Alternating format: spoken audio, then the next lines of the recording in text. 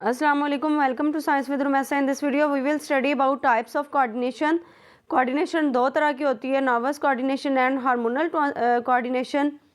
और coordination pathway में stimulus, receptor, coordinator, effector और रिस्पॉन्स का क्या रोल है, इसको हम types of coordination.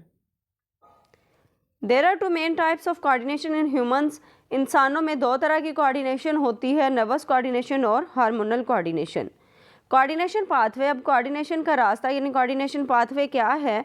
Coordination pathway is the sequence of steps. Coordination pathway इन इकदामात की तरतीब है through which a stimulus produces a response in the body, जिसके ज़रिए एक स्टिमुलस जो है जिसम में रद्द-ए-अमल पैदा करता है। Stimulus to receptor, receptor to coordinator, coordinator to effector, then response occurs. आप इस तस्वीर में भी देख सकते हैं। Stimulus is any change in the internal or external environment that causes a reaction. Stimulus अंदरूनी या बैरूनी माहौल में कोई भी तब्दीली है जो रद्द-ए-अमल का सबब बनती है। मतलब कि हमारे इंटरनल इन्वायरमेंट में कोई चेंजिंग आती है या एक्सटर्नल में, तो किसी भी वजह से वो चेंज जो हमें फील होता है वो स्टिमुलस की वजह से होता है।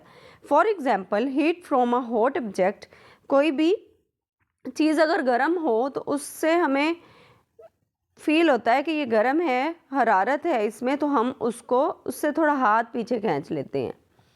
ब्राइट लाइट, रोशनी, तेज़ रोशनी, लाउड साउंड, तेज़ आवाज़, ये हमें फील होती है स्टिमुलस के ज़रिए।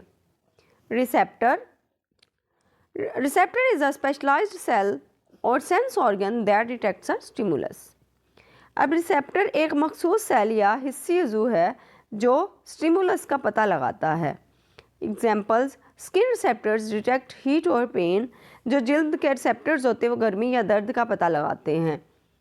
आई रिसेप्टर्स डिटेक्ट लाइट, अब अगर ज़्यादा तेज़ रोशनी है तो हमें कैसे फील होगी। अगर जो आँख के रिसेप्टर्स हैं वो पता लगाते हैं कि ज़्यादा रोशनी तेज़ है। ईयर रिसेप्टर्स डिटेक्ट साउंड, जो कान के रिसेप्टर्स हैं वो आवाज़ का पता लगाते हैं कि आवाज़ तेज़ है। Coordinator is the part of body, coordinator जिस्म का वो हिस्सा है दैट प्रोसेसेस इंफॉर्मेशन, जो कि इंफॉर्मेशन यानी मालूमात पर कार्रवाई करता है, and decides what action to take, और फैसला करता है कि क्या कार्रवाई करनी है।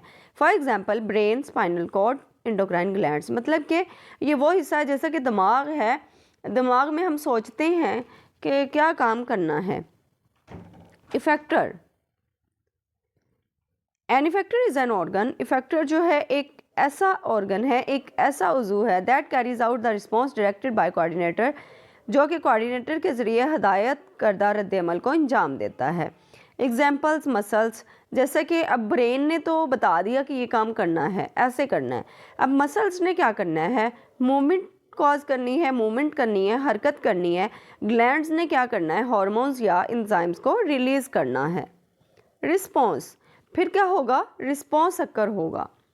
पहले क्या हुआ, स्टिमुलस ने पता लगाया कि क्या काम करना है या क्या चेंजिंग आई है। फिर रिसेप्टर से पता लगेगा, रिसेप्टर से फिर कोऑर्डिनेटर ने उसका फ़ैसला करना है कि क्या काम करना है। उसके बाद इफेक्टर जो है वो उस रद्द-ए-अमल को अंजाम देगा, फिर उसके बाद हमें रिस्पॉन्स जो होगा। Response is the action or change that occurs as a result of stimulus.